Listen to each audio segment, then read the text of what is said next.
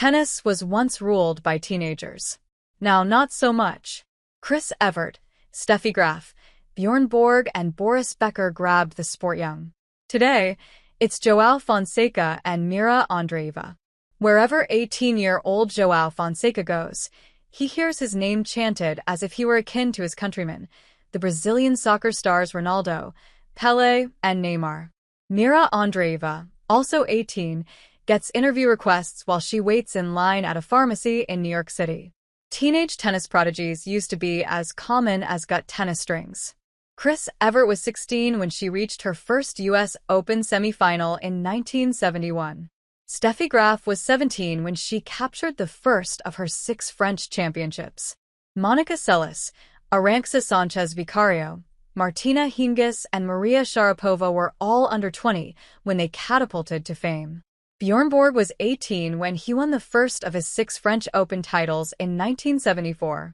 Boris Becker was 17 when he grabbed his first Wimbledon.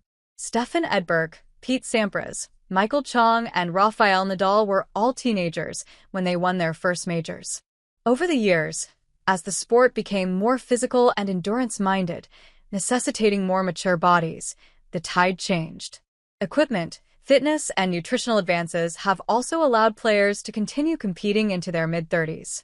40-year-old Stan Wawrinka, for example, a 3-time major winner, is playing in his 20th French Open, which begins on Sunday. There is only one teenage man, Jakub Mensik, 19, of the Czech Republic, ranked in the ATP's top 60, and only one teenage woman, the Russian Andreeva, who is ranked a career-high number 6 in the WTA's top 60. Fonseca is number 65. The game's current teenagers are coming of age in a potent social media landscape, and that has enhanced their popularity.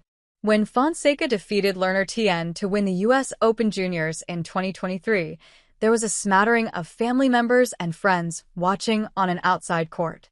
By the time he appeared in Indian Wells and Miami in March, Fonseca's following was huge. South Americans, many wearing green and yellow soccer jerseys, mobbed the practice courts and screamed so loud during his matches that opponents were left shaking their heads. He has the potential to be really a superstar of this game, no doubt about it, Novak Djokovic said.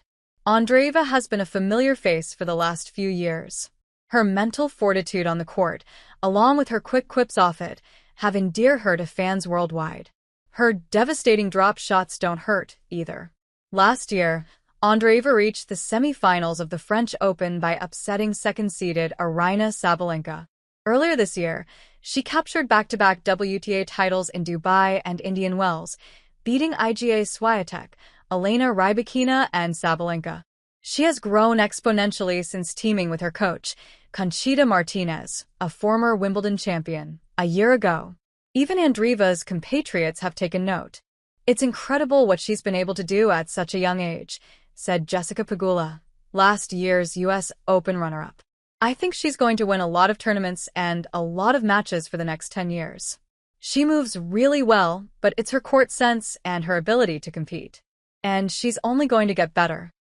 A little more than a year ago, Fonseca was still considering playing college tennis at the University of Virginia, where he planned to major in business. His father, Cristiano, runs a hedge fund in Brazil. The family has always stressed education. I think every teenager needs to think about going to college, said Fonseca, who altered his plan when he reached the quarterfinals at the Rio Open in his hometown last year. At least to visit to talk to coaches, not simply just say, I'm going directly to the pros. For Fonseca, the transition to the Pro Tour has appeared seamless. After winning the ATP's Next Gen Finals last December, he began this season beating Andrei Rublev at the Australian Open and captured his first career title in Buenos Aires a month later. This will be his first French Open main draw. He was also named to Team World for this year's Laver Cup in San Francisco. Fonseca's game is well suited for hard courts and the clay he grew up on. His greatest attribute is his lack of fear. I like what I'm seeing from him, said the third-ranked Alexander Zverev. He has tremendous power from both sides and quite a good serve. This is the best time because everything seems so easy. You see the tennis ball, the guy across the net, and there's no thought of anything else. Fonseca doesn't see it that way. Actually, it is not easy, he said. There are a lot of expectations. I've had a lot of struggles, and I was losing more matches even though I was playing better. I had to understand that I was young, and I needed more maturity.